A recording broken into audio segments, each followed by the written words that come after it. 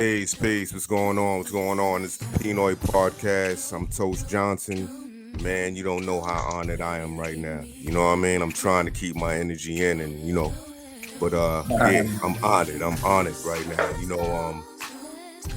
Today we got a legend and much more, but definitely an architect of this hip hop culture, and I'm so honored to be here with him. We got Sir Jinx in the motherfucking house. This is the legendary producer, Sir Jinx. I'm just gonna name 3 motherfucking albums, right? I'm sorry for cursing, but I'm gonna name 3 albums. He's done much more, but I'm just gonna name 3 that he touched. America's Most Wanted. Death certificate. Nice one. That's a nice one.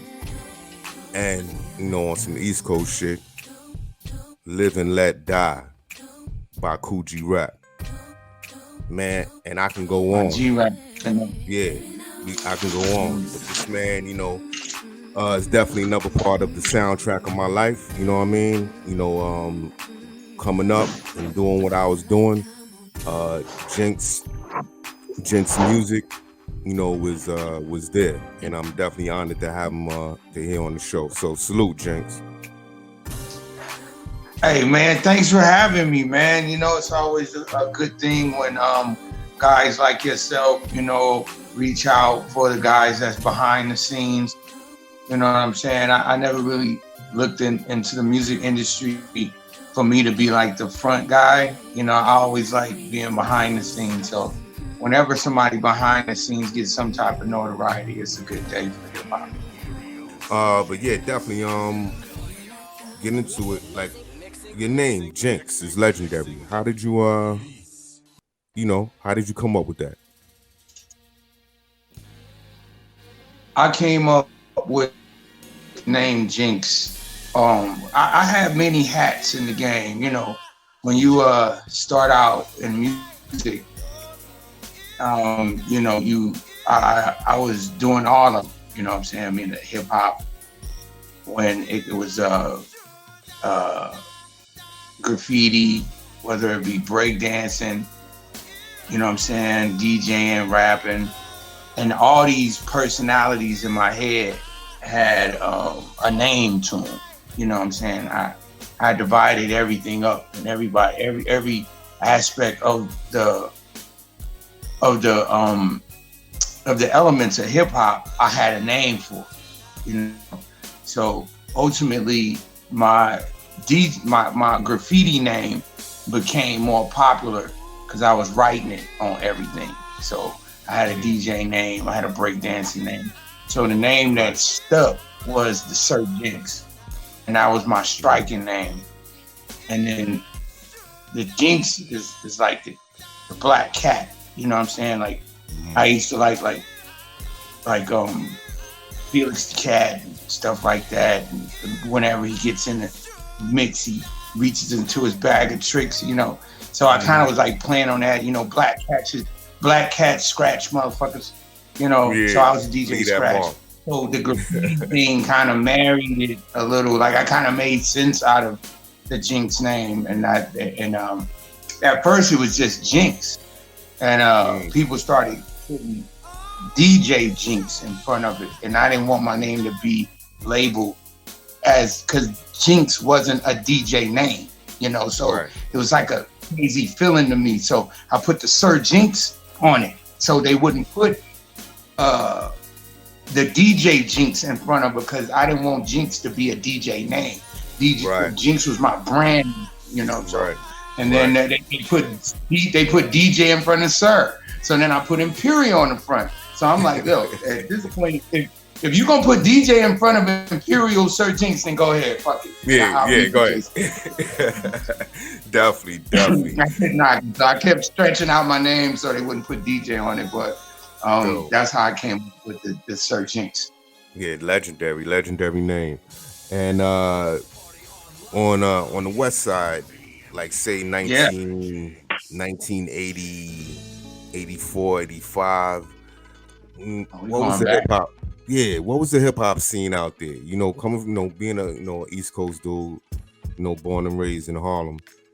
What was that scene out there? I mean, I know when I first heard hip hop and certain elements where I was like, oh shit, this is what I want to do. I mean, this is what I fuck with. But out there, what was like your experience of first time, the hip hop scene, the first time you heard hip hop? Well, when you start dialing the calendar back that far, it was like you had to be in a certain kind of music to even find rap music back in the day. So rap wasn't really a big thing back in 80, 83, 84, 85. They were still living off the Prince stuff. They were still living off the Michael Jackson real hard. Like Michael Jackson did it crazy in 85. So after 85, it was a blur for, Prince and that kind of activity. But, then you had like the Soul Sonic Force and stuff like that. And it was like techno. But in LA, techno was a big sound out here, but the street dudes didn't listen to techno music. So just because it was big out here, it wasn't like in everybody's car. Nobody didn't know what ultramagnetics or, they didn't know that kind of music. So it wasn't a real big scene for hip hop in LA back in the early 80s. I mean, the late 80s. But as soon as they started slowing it down and Run came with Here We Go, and I think that's 83, because he said, he even said 83 in the thing, and it slowed it down.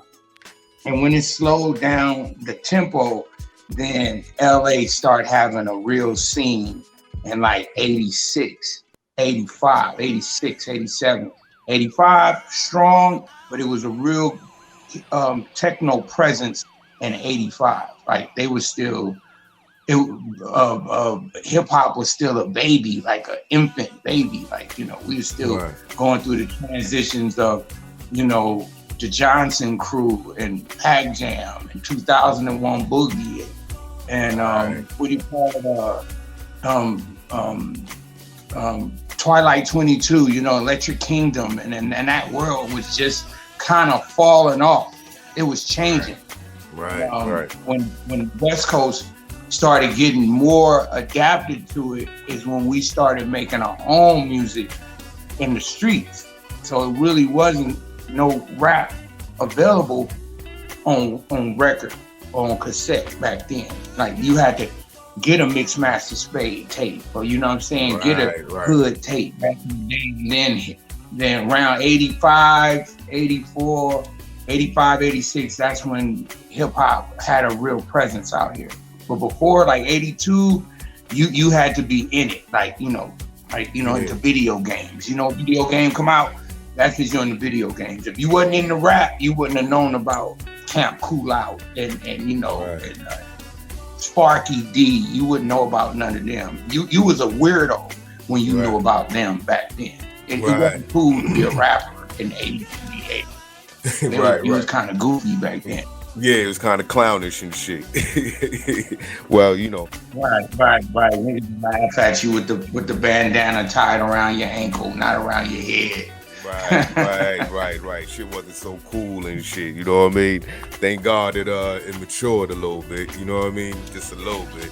But the funny thing that Eric, people used to put lines in your hair. Yeah. That's hip hop. That was like, kind of hip hop, expressing yourself that way. Yeah. And Eric, it was the funniest thing. I had lines in my hair, right? And Eric said, "That's a waste of a perfectly good Jerry curl." Like, why he fuck did that not up? like lines. He didn't like none of that. So you get what I'm saying? Like Eric wasn't into the b-boy-ism. He was like, man, you just ruined the perfectly good you just Jerry. fuck that up, man. You know what I mean? Come on, man. That's funny as fuck. Definitely, man. And during that time, like you got on it early though, because you like saying 85, right? And you didn't you actually get a deal in 85? A major Yeah, deal? we got signed to Epic Records when I was 15 years old. Actually, I found the contract. I got the contract from Epic Records. I still got it. So hold on. Once again, you said you was 15 years old. Right. And you signed with Epic in 1985 at the Right. beginnings of this hip hop thing that's going on. Right. Man, listen, man, that's incredible. That's a feat within itself. You know what I mean? You know, It's definitely ahead of time.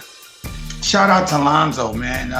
Lonzo Williams for the Wrecking Crew that saw something. He definitely saw something. He was out there, you know what I'm saying, to be able to guide this all these people that came out of our work.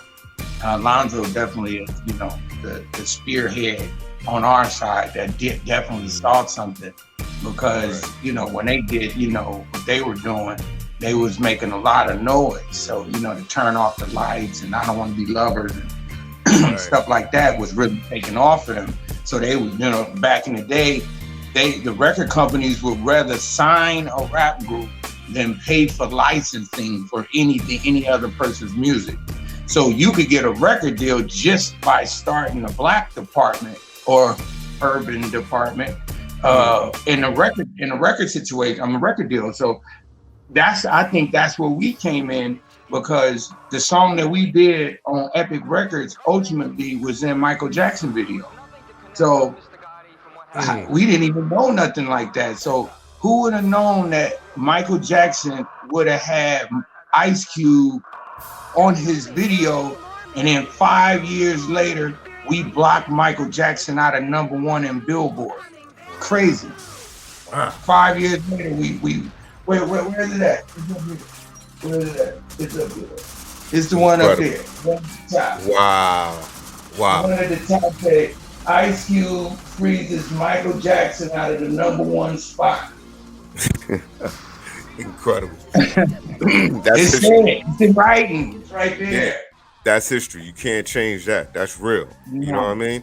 And that show you the power of hip hop. You know what I mean? The power of it, you know, emerging and gaining momentum. It was quickly gaining momentum all over. You know what I mean? And that was was you brand new. Yeah, that was you and Q, 1985, signed with Epic Records, and y'all was that wasn't CIA, that was the Stereo Crew. Right. Stereo Crew. We had two other members too. My man KD was definitely a member of the group, and then we had another guy named Barry that was a part of the Stereo Crew, but Barry was a little older than us. So when Clientele left the Wrecking Crew, Barry took Clientele place. So that's where Shakespeare from Wrecking Crew come from. He was in my group at first. So I sent him over there and he took Clientele place.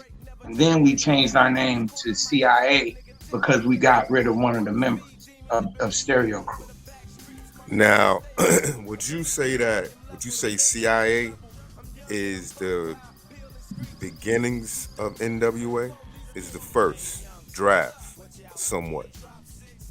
I believe it's the beginning of the acronym, at least at some point. But the acronym was already there with the Gap Band and other stuff like that. That was already out back a long time ago. LTD, you know, when you start looking at the acronym. But with the CIA was probably Dr. Dre using that acronym system. Right. That was probably the beginning of him trying it out. You know what I'm saying?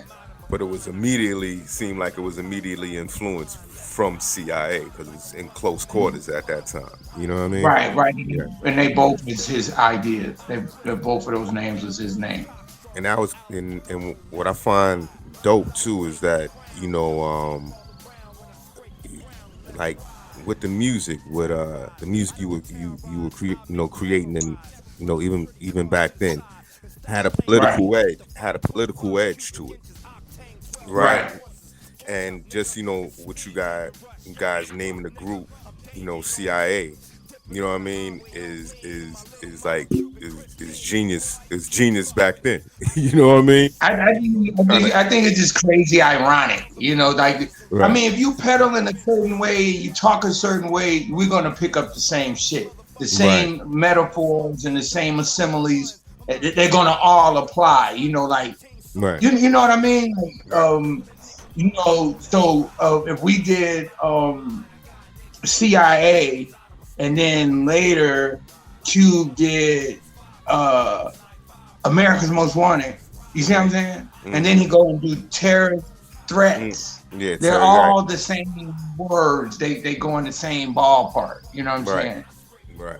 So you can kind of tell when somebody makes up a idea and how raw it get. You know, so when Cube make up something, it's definitely about, he's a representation of the people. And then when Dr. Dre is involved, he put 10 on it. So if there's CIA, now it's niggas with attitude. So now that CIA is being used to the highest point by putting niggas in a name of a group.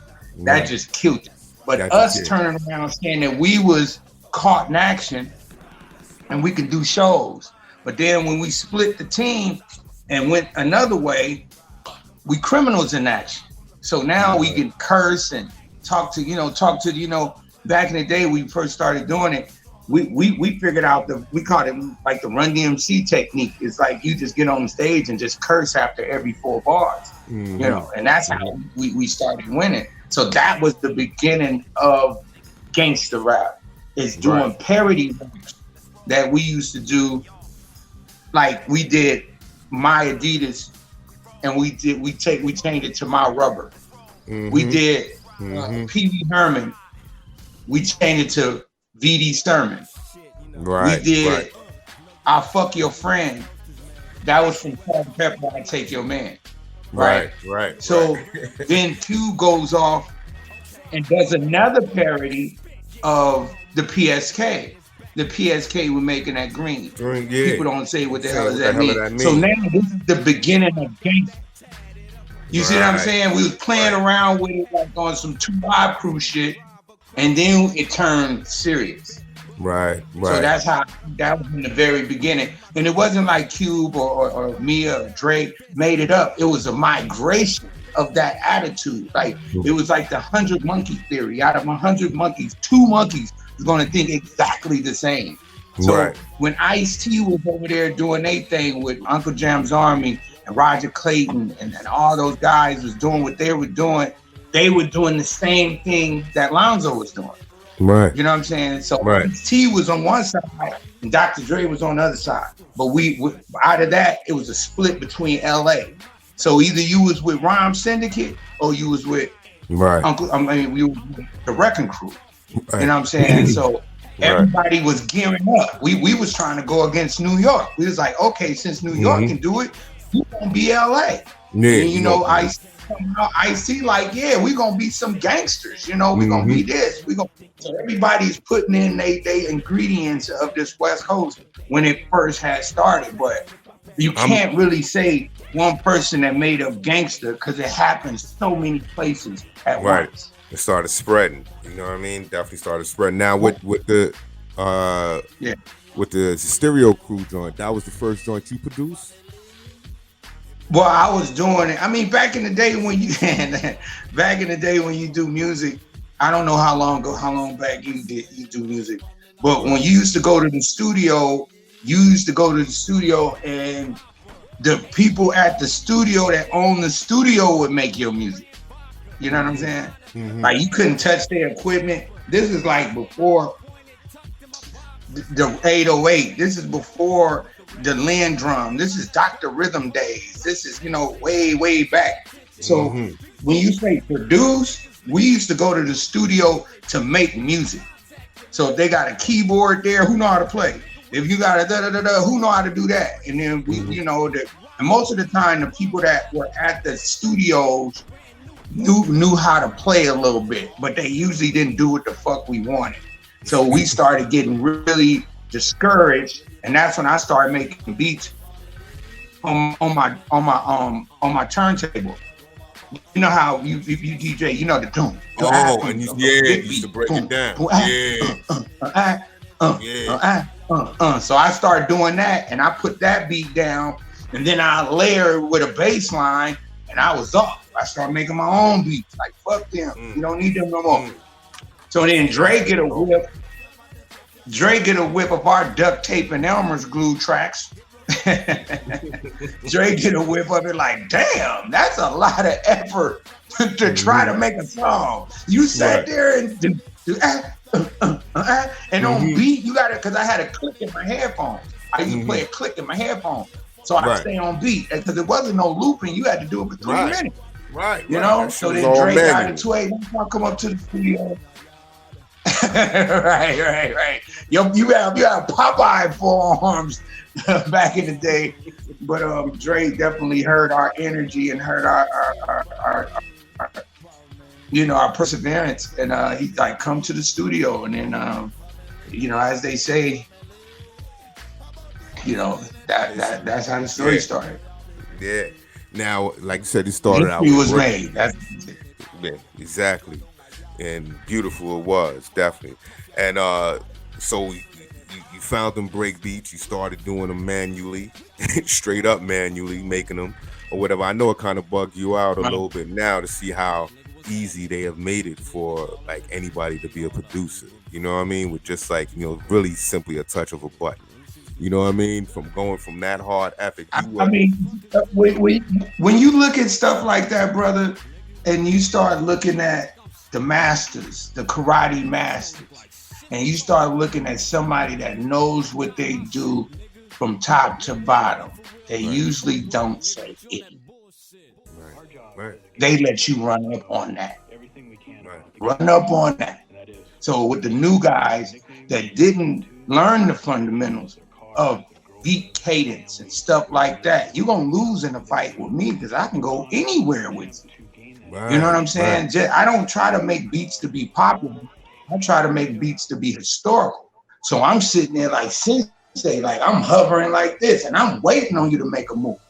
And I'd be like, come on, man, you bit that from dude. You bit that. You didn't even try to be innovative. You know what I mean?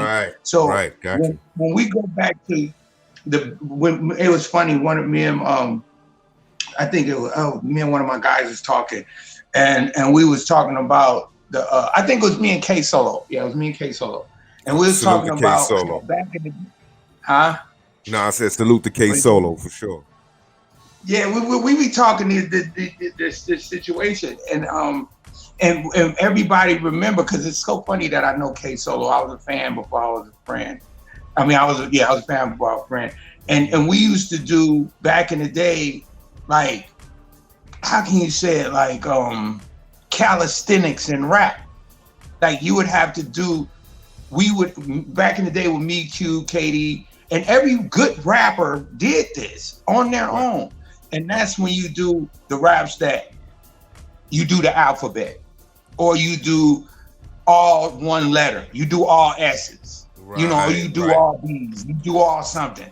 These are fundamental situations that build your lyric ability to defend yourself verbally. And you can sassy with Susan, and Susan side to this side. That was the shit if you brought that to the to the park or wherever niggas did the fundamentals. But now they don't do the fundamentals. Now they got a preset, so the people don't know. They know how to fight, but they don't know how to block. They don't know how to block. They know how to throw, but they don't know how to counter. They don't know. They not doing what we doing. We learn the actual cadence and the fundamentals of the actual beat, and how to change, how to scoot a beat, how to make a snare lean, how to make a doom, the doom, clap, the doom. You got to know how to do that, like making a cake. But when they make it for you, you don't realize, the new artists won't realize how to apply it if they don't know how to build around it. So I can drop a beat, boom, boom, back, boom, boom, boom, back. Now just say if a motherfucker computer went down and the DJ was just there. What they gonna do? Beatbox all night? Nah, we're gonna have a beat in a second. You feel me? Like we gonna keep this going. Right, like, give me a turntable. Give me a beat. We gonna keep this going. But time is money. DJ, definitely. He'll be stuck if you used to just pushing buttons. Once you got to use that forearm and stay on beat like a drummer, that's a real job. So. You know, it's always a blessing to know that kind of stuff. My youngins that I deal with, I really tell them to go back and try to do the primitive way, and you'll respect how far we have came in this music game. Like, I'm happy how far it came, but the people that's doing it now, they should be mad because they're skipping classes and they're gonna end up graduating from college and don't even know how to count. This is how the music game is going. They're not gonna even know what it means. Why you don't put a kick drum on the one? Oh, there we go. Why you don't do certain things? Why you don't put a crash and a hi-hat together? Why you don't put a crash, a hi-hat, and a snare together? You know, how you know how to pan this? All that makes sense. Makes sense when you know the fundamentals and you take it back down to the primitive ways of making it. You know what I'm saying? Right. You got to become embedded. That's what I do. You got to know it. I love the primitive. You got to be. Yeah, you got to be one with it. You know what I mean? You definitely are one with it. You know what I mean? Legend, definitely. America's Most Wanted, and the process of that being made, and your great participation in it. How did that come about? Well, one day when Cube had when he dropped the news that he was leaving the group, and then he called me, and he was like uncertain, like not really I'm leaving the group, like I'm thinking of not fucking with this no more, like the music and everything. And we was like, man, just go on ahead and go deal with the NWA stuff. You know what I'm saying? Like, because we didn't know what we was gonna do in with the music. And when they put all that together, it just opened up a door for Cube to spearhead all of us to be successful, you know, because if it wasn't for Cube, I was thinking of something like this. But is this a far-fetched to say? If I wasn't around, then there wouldn't have been no Easy. If Cube wasn't around, then there wouldn't have been no Bone Thugs and Harmony. You know what I'm saying? Is that like the butterfly effect? What do they call that? Yeah, that's exactly the like, so if I wasn't here, it's like a whole bunch of things would have not happened. But when Cube came back to me and KD and said, you know, he was leaving the group, then he was like, you want to go to New York? I'm like, yeah. So he just took me to New York just to be like a homie, because, you know, nobody didn't know. I'm second in charge. You know, Dr. Dre is there and I'm learning from him. So who else can you take with you? You know what I'm saying? He can't take Yella with him. You know what I'm saying? He can't take the squad that Dre had with him. So I was like next up to back. So he took me out there, and you know, we just that was your first time going to New York? On how we saw fit. Huh? That was your first time coming to New York? Your first time ever visiting New York? I don't know. I don't remember. Because I was on tour with NWA when I was 17. Okay. So I traveled before, but I don't remember where I went. You know what I'm saying? Like, so you go back to them old NWA, Heavy D and Kid and Play, Public Enemy, LL Cool J tours.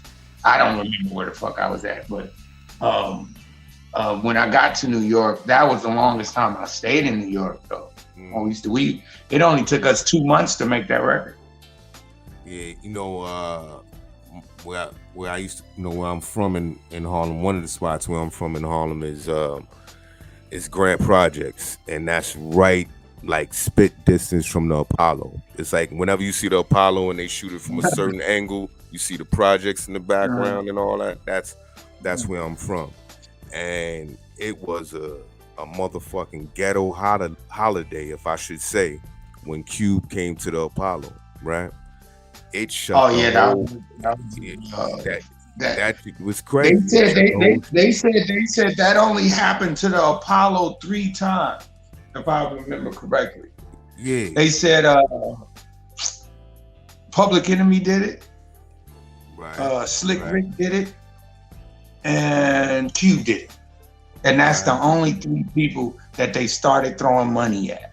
Man, this shit was so outside. I mean, I'm gonna tell you the truth. I ain't get a chance to get up in the motherfucker. It was sold out. I ain't get a chance. I was late, but outside was crazy. You know what I mean? It was just electrifying. I'm not sure. Did you make that trip to that one to the Apollo? Yeah. Okay. It was so funny that I talked to Teddy. I talked to Teddy Riley, and salute. I knew that there was a school behind it. Like, so when you in Harlem, you know, my memory is like, oh, I would only have to look at it one time, and I'd be like, okay, I remember it, but I don't know what the fuck. I don't know if it was a school. I don't know if it was a park. I didn't know. So I talked to Teddy, and Teddy was like, no, that's a junior high school or something like that, right? Right behind Apollo. Yeah. Right. So that's how you know I was there. I know the school behind there.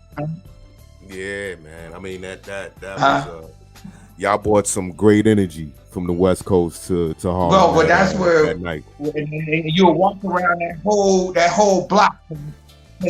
Apollo is like in the middle of, and you can walk around the whole thing, and you know and they have the 2 ends blocked off. They had them blocked off crazy that night.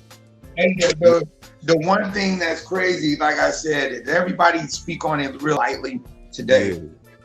But that was something that never happened. We were doing the Apollo, and then I'm DJing, I'm way up top, and I see something like, and I'm like, and you know, we hear the stories of the Apollo, and we didn't want to be one of them stories. You know what I'm saying? Hell no. So I you know what I'm saying? Like, wait, hold on. It's like I'm performing. You feel me? Like I'm performing. I see. I'm like, these motherfuckers is throwing shit, right? Like, so then they kept doing it. So but we had 2 dudes standing on stage. We just called them the homies, and they had stand there like gangbangers. And then we had the police. We had the the fake police on, like they walk in the tier or whatever. We had them. All the people on stage, the 2 dudes on stage, JD, T-Bone, Shorty, and another guy, all got over $100 and something a piece by picking that money up. Crazy. And look, Jam Master Jay, rest in peace, Jam Master Jay.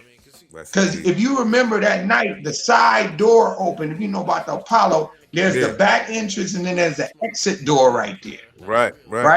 That exit door opened up, and all them people, they said it was sold out the first night. They all ran in. And that's when they stopped. When they said, just start the show, because ain't no way you're gonna tell who's seats or whoever. Yeah, that ain't gonna happen. I saw Jam Master Jay throw a whole stack of money, and it just falling on stage, and Cube was just rapping. And the most classical thing I could say I seen Cube do is not pick up not $1. He just was racking on it. That was the first time I seen Chucks on top of money. I was like, ooh, these New York niggas is crazy.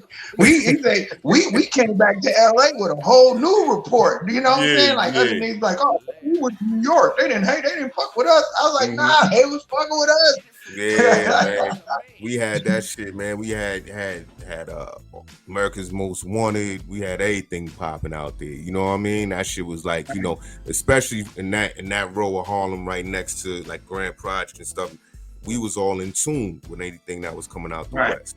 We was if there's a little record store that's up the block from the Apollo, that's where we used to get all the shit from. You know what I mean? So yeah, it was definitely a moment. It was cultural, and it was, like I said, the energy that you brought to Harlem that night was crazy. I ain't even get in the motherfucker, but just being on the outside, it was good. And that was the night that we did they did the two shows. We did the early show, the second show, and what they said, it sold out in 3 hours. It's like so it sold out in like 3 hours for the Apollo. For the two shows, that's when they added a Sunday show, because I don't think they usually do 3 shows. But just because it sold out so fast, we did one more show on a Sunday, I think, after that Saturday, and it was a pretty lukewarm show. Everybody got what the fuck they wanted out of that Saturday night, Jack. Yeah, man, it was legendary, man. And what America's Most Wanted, right? Now, how was that sharing, or is that the right word? Sharing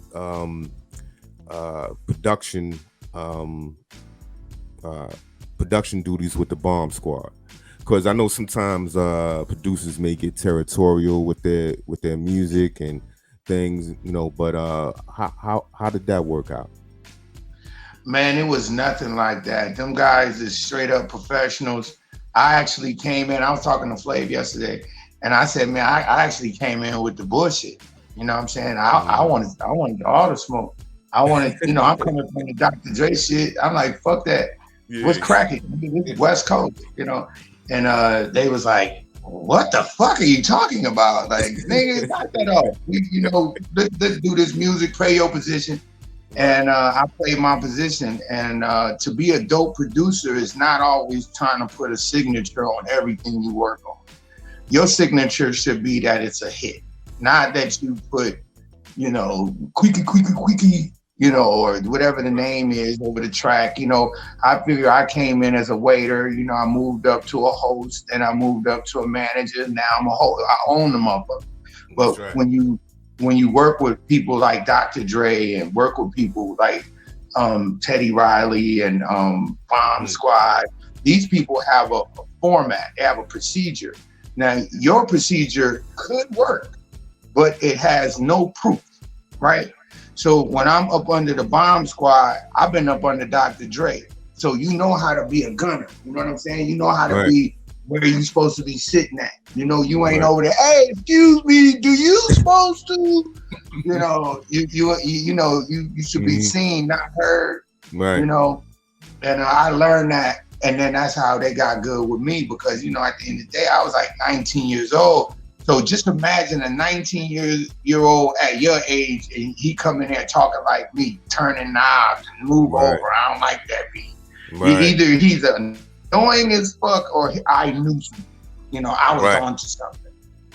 You know, famous line of Dr. Dre. Dr. Dre say, if I got to tell you what to do, who's gonna tell me what to do? So we all doing the same goddamn thing. We don't need to talk. You feel me? Talking is gonna confuse. Do your damn job. You don't have to talk to a nigga to build a house. Yeah, that's clarity. You know what I mean? The more less talking is more clarity. Won't get confused and shit. You know what I mean? And I'm following their lead, and I'm so blessed that they even talking to me. You know what I'm saying? It wasn't like I came in like, oh, Cube's bringing his new producer. It wasn't even nothing like that. I came in as a friend and to help him, just like give a little ins and outs of the mixes, or maybe what could be done to the songs or whatever. But I had bought my SP1200 disc with me, so I ordered rented a SP1200, because they was on a kite, like Public Enemy was on a kite, so they really wasn't fucking with SP1200 like that. So they got me mine, and then I showed them a little bit. They showed me the SR1, you know, SR10 or the, you know, S1000, and we just exchanging information. Man, it was beautiful, man. I when you get with a good team, it goes so fast. You know what I'm saying? Like, it was no bullshit. They'd take over the track. When I'm getting a little lazy on the track, hey, let's bring up that Jinx track and see what we can add to it. You know, it was kind of like that attitude. It wasn't nobody holding their arms, they lip stuck out. We all needed each other. We needed Hank to come in there and say, fuck that, no.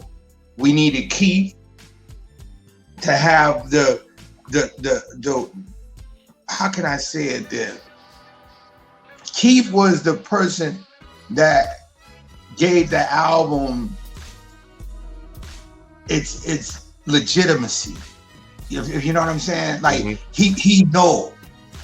Hank won't give you no opinions. Right. Keith will give you opinion that's relevant. He knows his research. He knows what the fuck he's doing. Right. Eric is just the beat maker. He really has no opinion. He's going to give you what he's going to give you. Right. You know what I'm saying? So when you work with all of them together, they all work together. And once you come down, if the Hank give you the nod, then Keith will fuck with you. And if they fuck with you, then Eric will fuck with you. And it's like that, because Eric not gonna fuck with you if Hank don't like you. Right. You know, that you're starting too low on the totem pole. He gotta like you off top, you know, for you to even be in their world. Hank is, you know, a hard-nosed kind of guy, you know. Right. Yeah, it's protocol. You gotta respect the protocol. I'm sure you heard the story. Yeah, I'm sure you heard the story with Busta Rhymes, and he was saying what the niggas was making them do, like in the studio. You know what I'm saying? Like, so they had a lot of regimen that they wax on, wax off situation. Right. That ultimately you realize why you had to go get that cheesecake. You know what I'm saying? Like, exactly. I do understand that now. It pays off in some kind of manner. You know what I mean? It's discipline. Right. You know what I mean? It makes no sense, but later when you make somebody else do it, it makes all the sense in the fucking world. I mean, it is an incredible album, an incredible sound, and you know, one thing I like, you're Dr. Dre's cousin, or your cousins. You and Dre are cousins, right?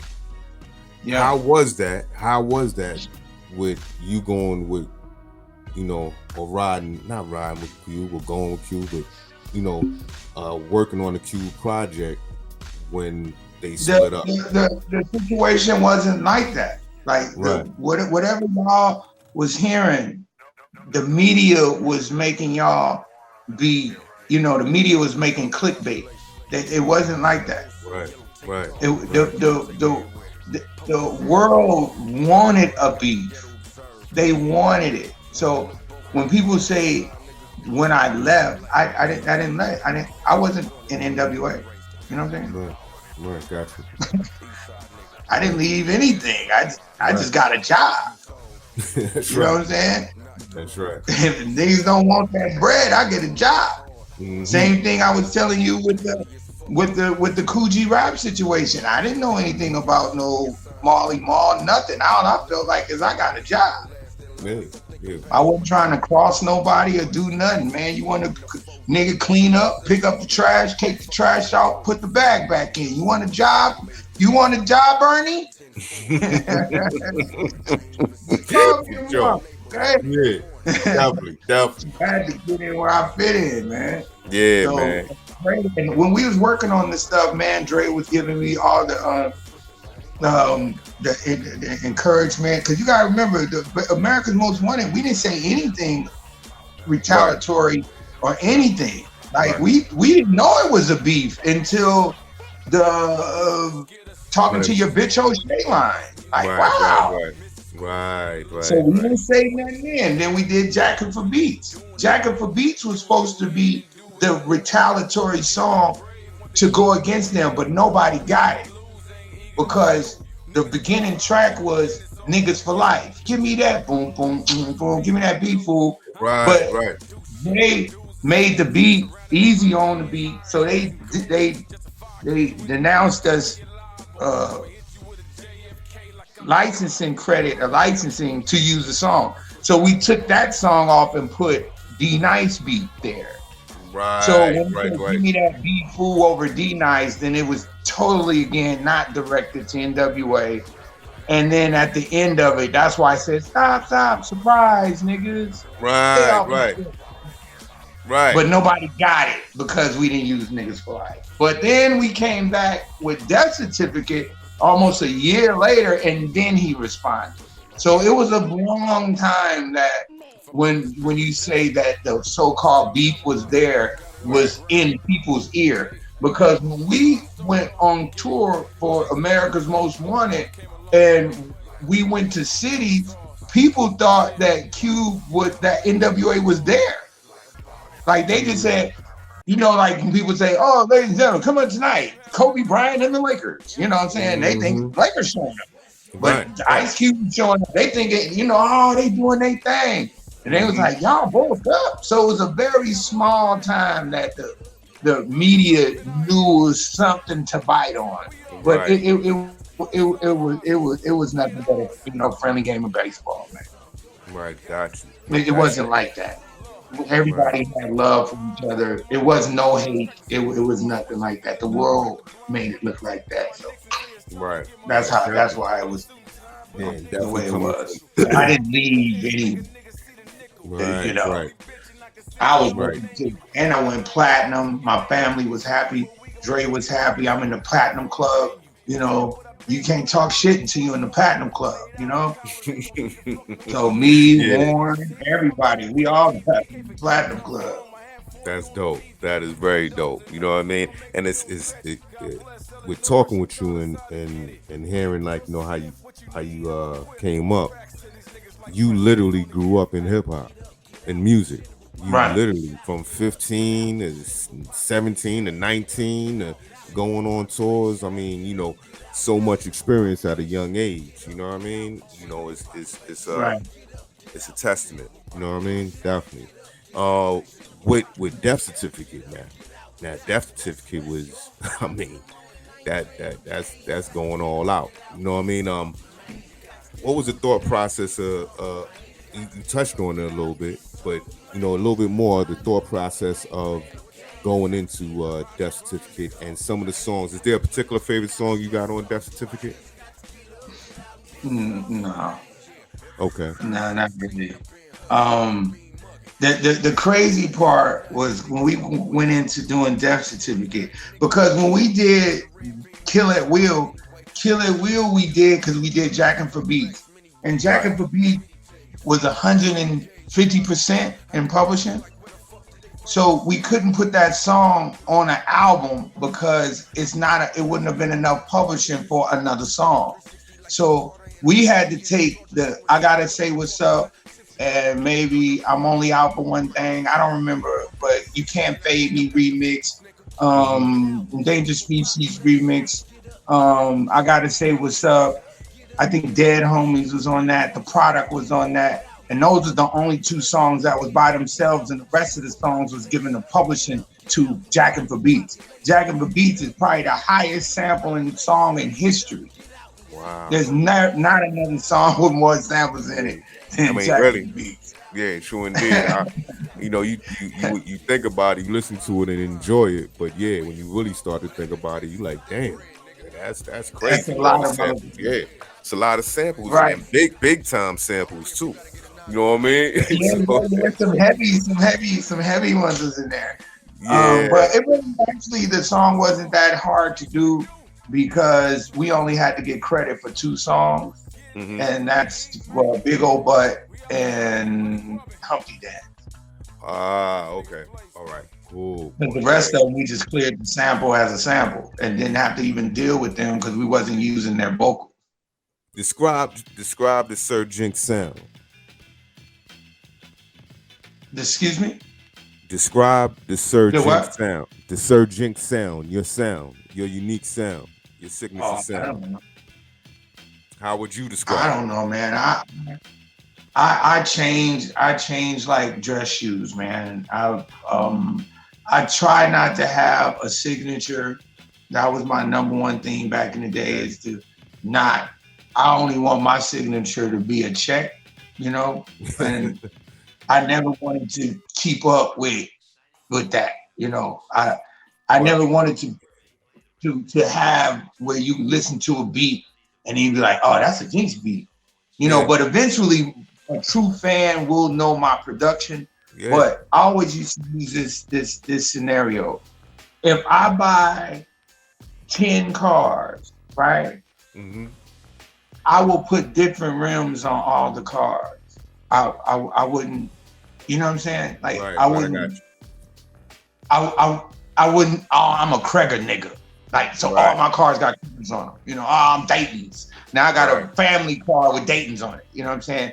You know, I bought a Elantra for my girlfriend. Guess what? Dayton's on that motherfucker. You know, so when I make beats, they all are instrumental, no pun intended, of who the identity of that beat is. Now we might have the same contractors that's making the beat, but my main goal is for a beat to always have its own. I don't make cousins. Right. You know what I'm saying? Like a lot of new producers make cousins. They make beats that sound like beats. Right. And back in the day, we was dope. It was dope because you can use the same equipment and make different beats. Mm-hmm. But now they use different equipment and make the same beats. They make the same fucking beats. Is that going around 360? That's 360 like a motherfucker. You know, all the music sound the motherfucking same, you know. So, yeah. And when I was saying when I was mentioning signature sound, I'm like, you know, as a fan of your music, you know, and just, you know, some of them, you just had a certain vibe and a certain, you know, thing that I would expect back then. So like, you know, leading up to like when you came to do Kool G Rap's album, right? Right.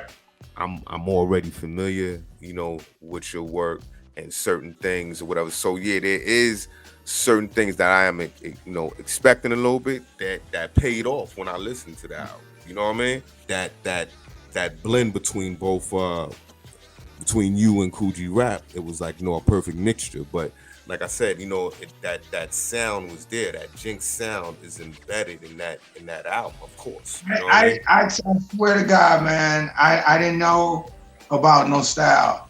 I just thought every song that I make has its own identity. So, like when I played the back role to be a supporting cast of the America's Most Wanted, I still had to be the supporting cast of Kool G Rap in New York and what they have already established. I couldn't tear that down and start from zero. Right, you know, so I had to lean in his direction in order for it to work. I couldn't just make him rap over, oh, you know, it'd be fun if we do, you know, the Dream Team is here over there. You know, I could have done that over with G Rap. Nah, I couldn't. You know what I'm saying? Because that would be pushing my own shit on him and not making up shit for him. You know, I didn't try to push myself on G Rap when it came to I was trying to make the album for him. And I was, you know, going against the odds. Oh, you can't do it. Oh, you at that level, straight out the box, you're gonna make me be the captain of a G Rap goddamn team? Straight off the bench? I'm straight off the bench. Like, yo, they gave the offensive coach the job. Like, you know what I'm saying? Like, I'm special teams coach. They got me doing press now. You know what I'm saying? Like, oh man, I had to take it serious, and it was no East Coast, West Coast. It was me drawing what he wanted, that cinematic pimp, mob. You know, he really was into that.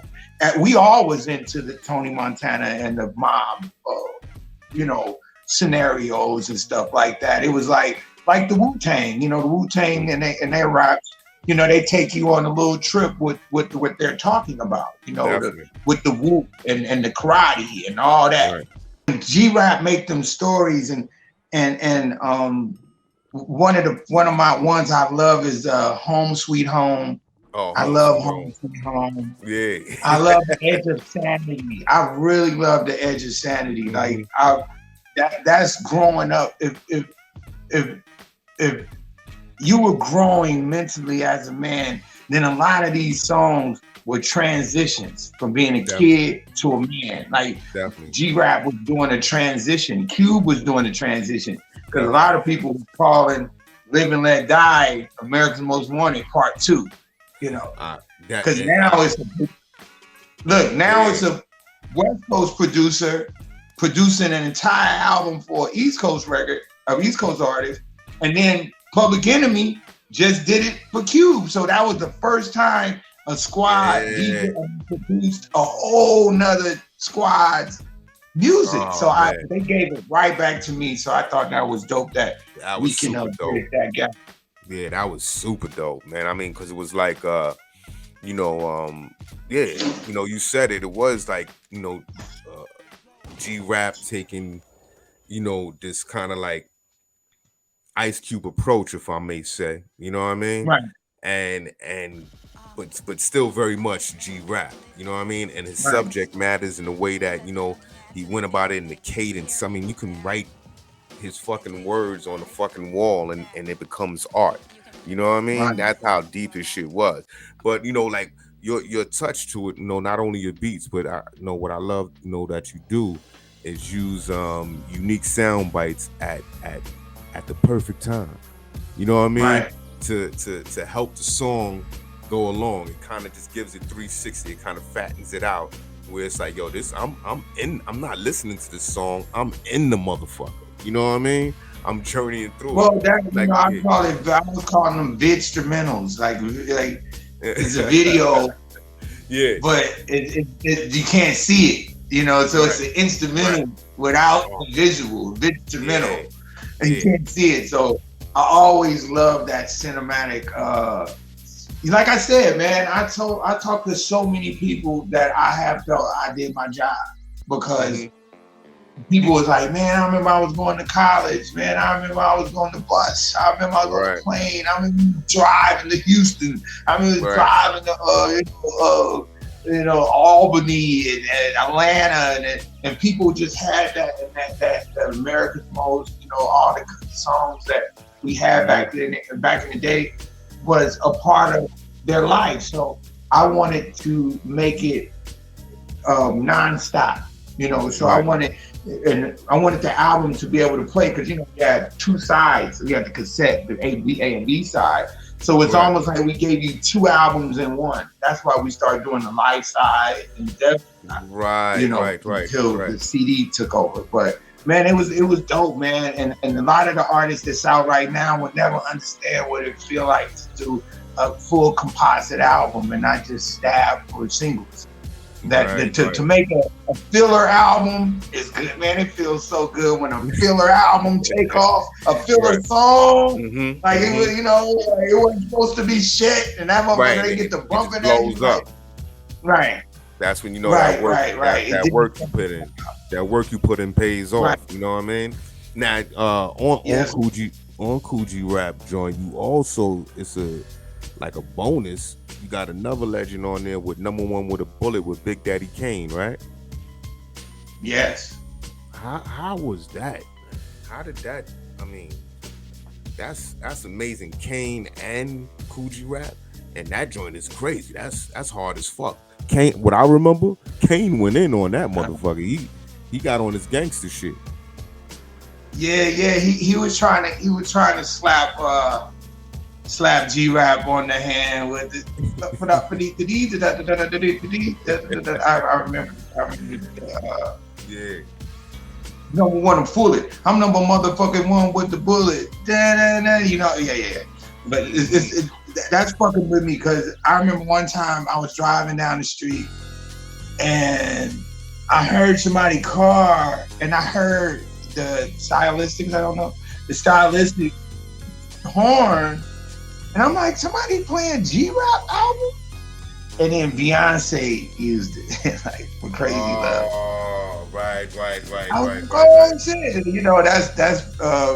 the Big Daddy Kane track, So I always thought that was crazy. But Big Daddy Kane and him went back and forth. Say it again. And then another thing, let me tell you another thing that's dope about Live and Let Die album. Live and Let Die album is the first album that had a New York nigga, a down south nigga, and a West Coast nigga on the song first. Period. That's two to the head, right? Yeah. Oh my God, man. Oh, that never happened. Scarface, G Rap, you know, Cube, and Bushwick. So that never happened. So when that track came about, right? Did you have the beat already for it, or was it like, yo, Jinx, we thinking of getting, Q,